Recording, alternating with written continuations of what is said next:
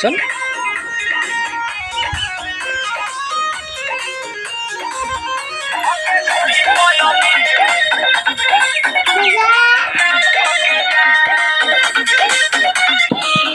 हर पानी हम जो गइले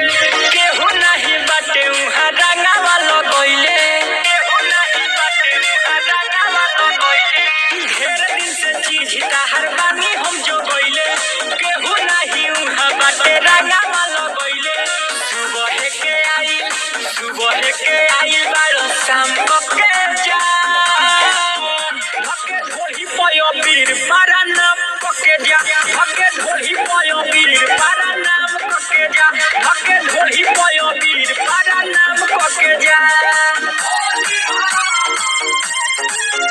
पारा नाम पके जा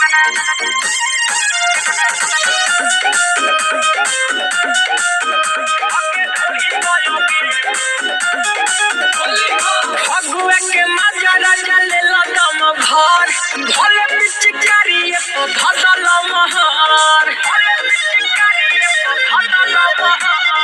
फगुआ के मजा राजा ले लगम घर भले पिचकारी तो धदल महर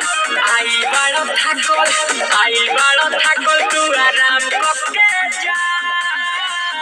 धके धोही पयो वीर पारा नाम पके जा धके धोही पयो वीर पारा नाम पके जा धके धोही पयो वीर पारा नाम पके जा